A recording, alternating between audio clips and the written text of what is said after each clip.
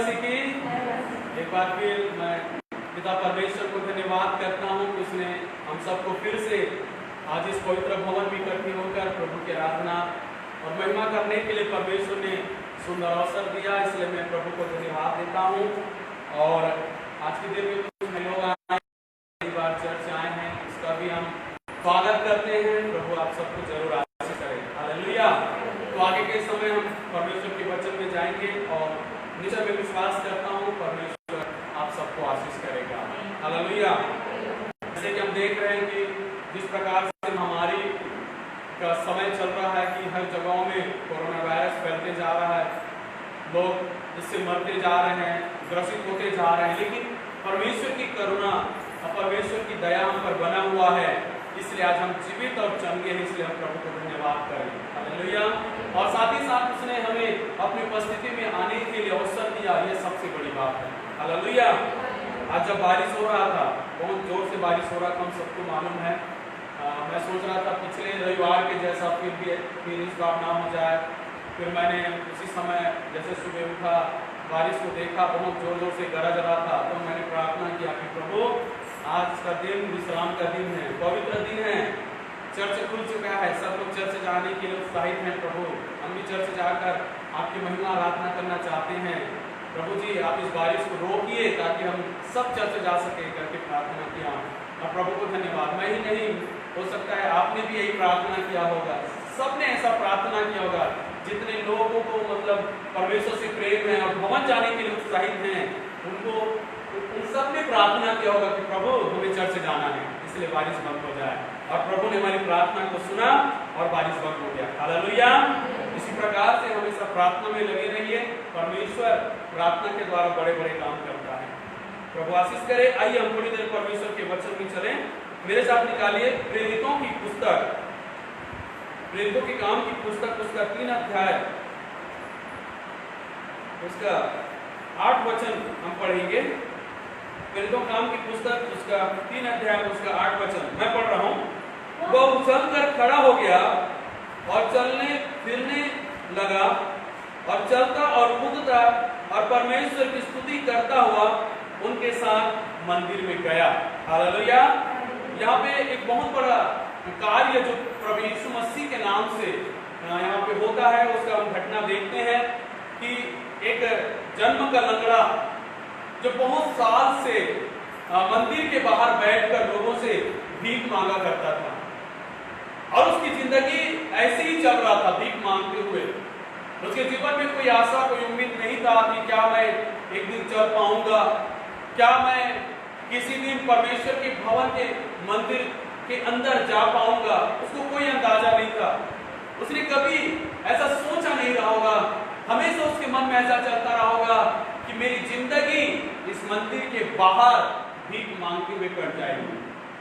मैं मंदिर में बिना गए, बिना अपने पैरों से चले एक आनंद और शांति का, खुशी का जीवन पाने से वंचित होकर मेरा जीवन दुख से, पीड़ा से, तकलीफों से भरा हुआ है और लगता है मेरी जिंदगी ऐसे ही गुजर जाएगी मंदिर के बाहर भीख मांगते हुए। ऐसा सोचता रहा होगा, लेकिन वो नहीं जानता था कि एक दिन प्रभु यीशु मसीह उसके जीवन में आने वाला है।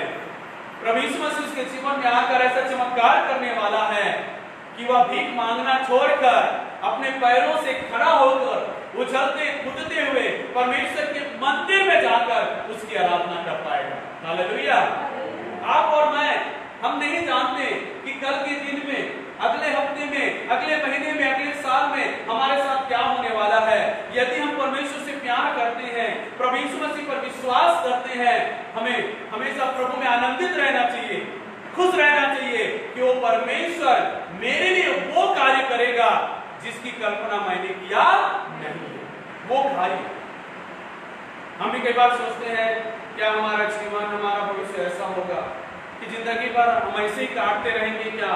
कब ये दुख दूर होगा, कब ये तकलीफ दूर होगा, कब ये समस्याएं दूर होगा, कब हमारे घर परिवार में खुशी आएगा, कब हमारी जरूरतें पूरी होगी।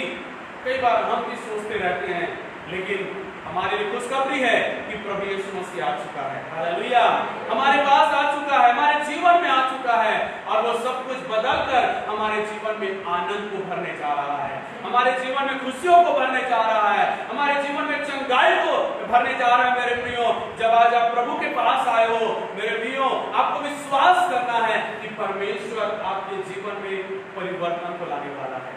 हालेलुया, यहाँ पे देखिए हम पढ़ते हैं कि वह उछलकर खड़ा हो गया और चलते फिरते नाचते और कूदते हुए वो मंदिर के अंदर गया। मंदिर के अंदर गया, ऐसा क्या हुआ उसके साथ? कभी ना उठ के चलने वाला, कभी ना मंदिर के अंदर जाने वाला, अचानक एक दिन उछलकर खड़ा हो गया। वो चलने फिरने लगा, वो कूदने लगा, नाचने लगा और परमेश्वर के अंदर, परमेश्वर के मंदिर के अंदर उसकी स्तुति आराधना करते हुए गया। क्या हुआ उसके साथ? यदि हम शुरू से लेकर पढ़ें तो आपको यहाँ पे समझ में आएगा कि परमेश्वर के दो दास उस मंदिर में आए हुए। परमेश्वर के दो दास, जिसका नाम यहाँ पे लिखा है यूहन्ना और पतरस। ये प्रभु यीशु मसीह के दो चेले हैं। अपने नियम के अनुसार वो प्रतिदिन परमेश्वर के मंदिर में जाकर आराधना किया करते थे, परमेश्वर के मंदिर में जाकर परमेश्वर के वचन का प्रचार किया करते थे, ये मंदिर में जाकर लोगों के लिए प्रार्थना किया करते थे। मेरे प्रियो, ये प्रभु के दास जब मंदिर की ओर जा रहे थे, मंदिर में जब प्रवेश करने वाले थे, ऐसे समय में इस भिखारी ने उससे भीख मांगा। उसने भीख मांगा और वहीं पर पतरस ठहर गया, पतरस और यूहन्ना ठहर गए, जैसे कि 4 वचन में लिखा है। यहाँ पे कहता है, पतरस ने यूहन्ना के साथ उसकी ओर ध्यान से देखकर कहा, हमारी ओर देख, हमारी ओर देख। पतरस और यूहन्ना ने उस भिखारी लंगड़े को ध्यान से देखा कि व्यक्ति हमसे कुछ मांग रहा है, और उस पतरस ने उस भिखारी से कहा, हमारी ओर ध्यान दे, हमारी ओर देख। तो वो भिखारी जो भीख मांगने वाला था, यहाँ पे लिखा है 5 वचन में, अतः वह उनसे कुछ पाने की आशा रखते हुए उनकी ओर ताकने लगा। बोलो हालेलुया। उसकी ओर ताकने लगा, वो भी कैसे? आशा के साथ, आशा के साथ, उम्मीद के साथ। और उसकी आशा क्या थी? कि मुझे इनसे जरूर कुछ ना कुछ, ये दोनों घर चुके हैं, ये लोग मुझे देख रहे हैं और ये लोग डायरेक्ट मेरे होते, अर्थात इनसे मुझे कुछ मिलने वाला है। इस आशा के साथ वो भिखारी उन दो प्रभु के दासों को देखने लगा।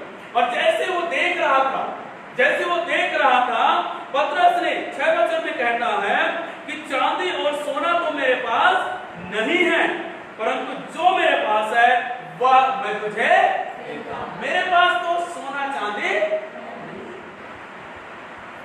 जो मेरे पास है वो मैं तुम्हें देना चाहता हूं। हालेलुया। उस भिखारी ने सोचा, क्या सोचा? सोच के रखा है कि हो सकता है कुछ रुपया पैसा मिलेगा, सोना चांदी मिलेगा, या फिर मेरी जरूरत के कुछ सामान या खाने पीने की कुछ चीज ये लोग मुझे देंगे। लेकिन पतरस उनसे साफ साफ कहता है, सोना चांदी हमारे पास, लेकिन जो है हम देना चाहते हैं, जो है वो हम तुम्हें देना चाहते हैं। वो उसके पास क्या था? उसके पास क्या था? उनके पास यीशु मसीह था। हालेलुया। उनके पास कौन था? बोलिए, मेरे पास सोना चांदी नहीं है, लेकिन यीशु मसीह। हालेलुया। तो ये यीशु मसीह मेरे पास है और मैं तुम्हें देता हूं। और उसने उसका हाथ पकड़कर कहा, मैं तुझे यीशु मसीह नासरी के नाम से कहता हूं, उठ और चल फिर। तुरंत बाइबल में लिखा है वहां पे, तुरंत उसके टखनों में बल आ गया और वो चलकर खड़ा हो गया, चलने कूदने लगा और परमेश्वर की स्तुति करने लगा। तो प्रभु यीशु मसीह को उसने दिया और उसने उस यीशु मसीह को क्या किया? ग्रहण किया। और जैसे ही यीशु उसके अंदर गया, जैसे उसने यीशु के शब्द को अपने कानों से सुना, तुरंत चंगाई उसके शरीर में आ गया, तुरंत सामर्थ उसके शरीर में आ गया। और सालों साल से जो लंगड़ा था, वो लंगड़ा अवस्था उसके जीवन से दूर हो गया और वो चलकर खड़ा हो गया और वो चलने फिरने कूदने और नाचने लगा। Hallelujah, hallelujah. तो देखिए मेरे प्रियो, इस भिखारी ने क्या उम्मीद रखा था? संसारिक चीजों। लेकिन प्रभु के लोगों ने क्या दिया? आत्मिक चीज। उसकी जरूरत क्या थी? वो भिखारी सोच रहा है कि मेरी जरूरत क्या है? रुपया पैसा। लेकिन प्रभु को मालूम है असल में हमारी आवश्यकता क्या है। रुपया पैसा हमें बचा नहीं सकता, रुपया पैसा हमें उद्धार नहीं दे सकता, रुपया पैसा हमें अनंत जीवन नहीं दे सकता, रुपया पैसा हमें स्वर्ग में ले जा नहीं सकता, रुपया पैसा हमें चंगाई या शांति नहीं दे सकता, रुपया पैसा हमें आनंद और खुशी नहीं दे सकता, रुपया पैसा संसारिक चीज ही हमें दे सकता है, लेकिन जो परमेश्वर से मिल सकता है उन चीजों को हमें दे नहीं सकता। तो उस भिखारी के लिए सबसे पहली जरूरत क्या था? चंगाई। चंगाई की उसकी जरूरत थी और वो चंगाई यीशु मसीह के नाम से उसको मिला। अब सोचिए उसके साथ दो काम हुआ। पहला, उसका भीख मांगना छूट गया। क्या छूट गया? भीख मांगना। भीख मांगना क्या है? एक प्रकार का श्रापित जीवन है। बोलिए श्रापित जीवन। मालूम है भीख मांगना श्रापित जीवन है। आपके पास कुछ नहीं है और कमाने के लिए शरीर में ताकत भी नहीं है, काम करने के लिए सामर्थ्य भी नहीं है, आपको मजबूरन भीख मांगना पड़ रहा है। तो ये श्रापित अवस्था है भीख मांगना। जो बार बार उधार मांगता है वो भी क्या है? श्रापित अवस्था है। और परमेश्वर जब हमें आशीष देता है तो हमारे जीवन के श्रापों को क्या कर देता है? तोड़ देता है। जैसे ही यीशु मसीह के नाम से उसके अंदर सामर्थ आया, वो चंगाई पाया और चंगाई पाते उसके जीवन का श्राप टूट गया। अब वो श्राप क्या था? भीख मांगना। वो श्राप टूट गया और उसने भीख मांगना। दूसरा काम क्या हुआ? जो वो चल फिर नहीं सकता था, चल फिर नहीं सकता था, वो चलने फिरने लगा।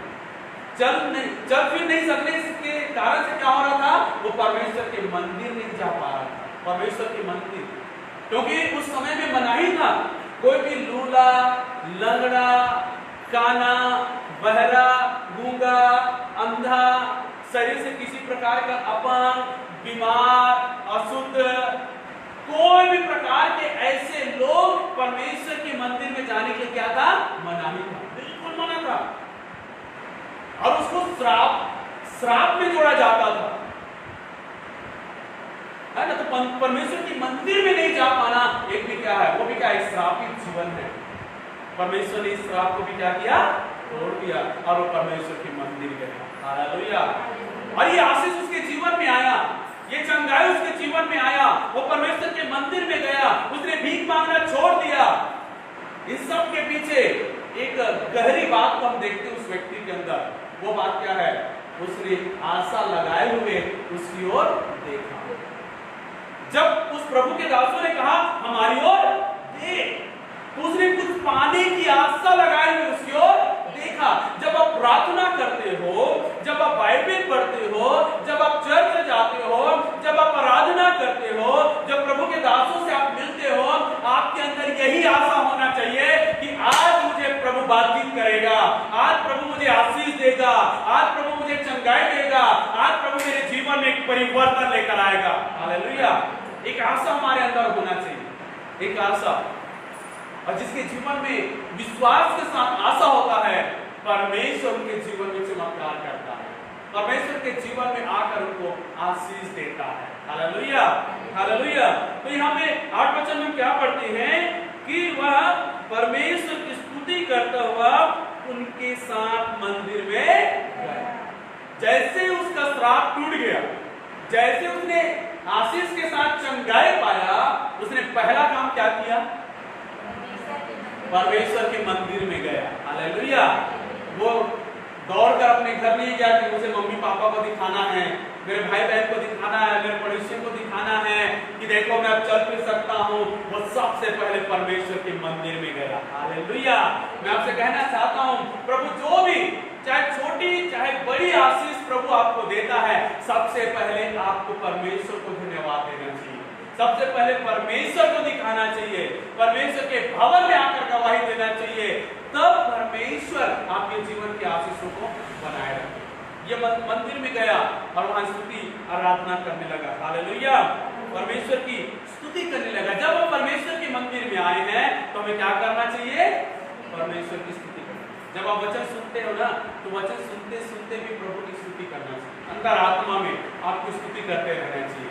वचन सुनते सुनते आपका आशा प्रभु की ओर होना चाहिए, आपका मन प्रभु की ओर लगे रहना चाहिए। तब ये वचन आपके अंदर जाके काम करेगा, तब ये वचन आपके जीवन में आशीष को लेकर आएगा। हालेलुया।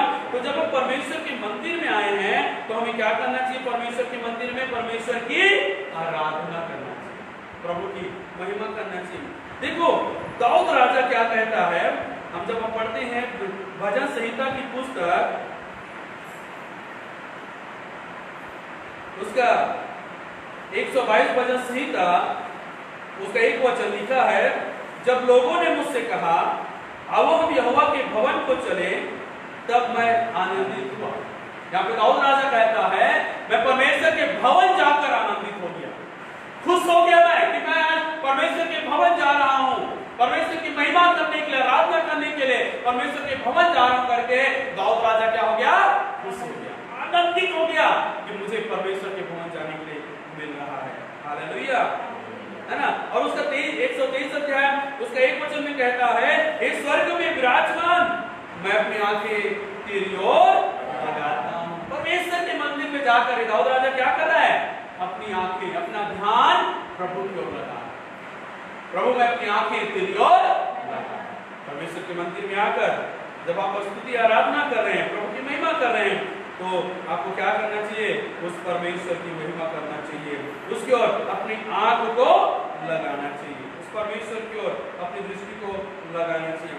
देखिए 135 भजन संहिता उसका 1 और 2 वचन, यहोवा की स्तुति करो, यहोवा के नाम की स्तुति करो, हे यहोवा के सेवकों तुम स्तुति करो, तुम जो यहोवा के भवन में अर्थात हमारे परमेश्वर के भवन के आंगनों में खड़े रहते हो, यहोवा की स्तुति करो क्योंकि यहोवा भला है, उसके नाम का भजन गाओ क्योंकि यह मनोहर है। आमीन। यहाँ पे क्या कहता है?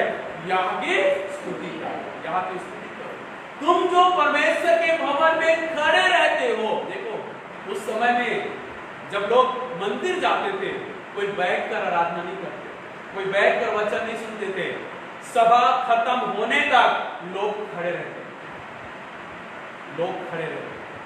आज हम बैठने का जगह ढूंढते हैं ना, थोड़ा सा हम थक जाते हैं, जल्दी थक जाते हैं, थोड़ा सा बैठते हैं तो थोड़ा पैर लंबा करते हैं, फिर दीवार में टिकते हैं, कुछ करते हैं। उस समय में लोगों को परमेश्वर के आंगनों में खड़े रहना पड़ता था, उनको बैठने के लिए आजादी नहीं था, उनको परमेश्वर की आराधना करने के लिए परमेश्वर के आंगनों में जब इकट्ठे होते थे, परमेश्वर की सभा खत्म होने तक वो सब खड़े रहते थे, खड़े रहकर यहाँ की स्तुति करते थे, परमेश्वर का वचन सुनते थे, आमीन होता था, तब वो लोग घर जाते, बैठने की अनुमति नहीं। इसलिए यहाँ पे क्या लिखा है?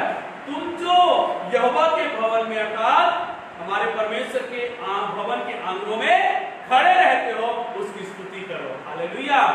आज हम भले बैठे हैं, परमेश्वर अब उठना बैठना को नहीं देखते हैं, परमेश्वर अपनी आराधना स्तुति और महिमा को देखता है। हम जब यहाँ पे बैठे हैं तो हम बैठे हुए हम अपने परमेश्वर की स्तुति करना चाहिए, परमेश्वर की महिमा करना चाहिए। हालेलुया।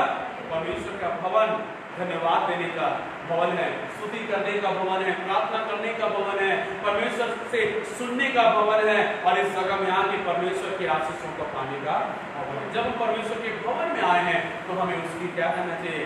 स्तुति करना चाहिए, महिमा करना चाहिए। यहाँ की स्तुति करो क्योंकि वह भला है। हमारा परमेश्वर कैसा है? हालेलुया। बोलिए मेरे साथ, मेरा परमेश्वर भला परमेश्वर, मैं उसकी स्तुति करता हूँ। हालेलुया। देखिए यशायाह की पुस्तक और उसका 38 अध्याय जब पढ़ते हो तो वहां पे जो है परमेश्वर के दास यशायाह जो है, हिजकिय्याह राजा जो है परमेश्वर के सामने किस प्रकार की आराधना करता है। जो 38 अध्याय यशायाह 38 अध्याय उसका 18 और 19 वचन, जो कि अधोलोक तेरा धन्यवाद नहीं कर सकता, हाँ। न मृत्यु तेरी स्तुति कर सकती है, हाँ। जो कब्र में पड़े वे तेरी सच्चाई की आशा नहीं रख सकते। हालेलुया।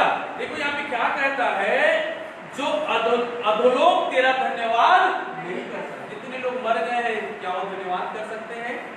नहीं कर सकते। जितने लोग कब्र में पड़े हैं, वो तेरा धन्यवाद नहीं कर सकते। ना मृत्यु तेरी स्तुति कर सकते। जिनका श्वास छूट गया है, जिनका प्राण छूट गया है, जिनकी आत्मा शरीर को छोड़कर चला गया है, जो कब्र में चले गए हैं, मृत्यु में चले गए हैं, वो परमेश्वर को धन्यवाद नहीं दे सकते। वो परमेश्वर की आराधना स्तुति नहीं कर सकते। तो किसे करना चाहिए? किसे करना चाहिए? पढ़िए उसका 19 वचन। जीवित ही तेरा धन्यवाद करता है, जैसा मैं आज कर रहा हूँ। आमीन, आमीन, हालेलुया। यहाँ पे कहता है जीवित, हाँ, जीवित ही तेरा धन्यवाद, जीवित ही तेरा धन्यवाद करता है, जैसा मैं आज कर। मैं जिंदा हूं तभी तो प्रभु के भवन में आया हूं, तभी तो मैं इसकी स्तुति आराधना कर रहा हूं। मैं मर जाता तो मैं नहीं कर सकता। इसलिए जब तक हम जीवित है मेरे प्रियो, हम उसकी स्तुति करते रहें, उसको धन्यवाद और आराधना करते रहें। स्तुति आराधना करने का एक अलग ही फायदा है। जब आपके शरीर में कमजोरी है, दुर्बलता है, और आप स्तुति आराधना करते हो, परमेश्वर आपको सामर्थ देता है, नया बल देता है।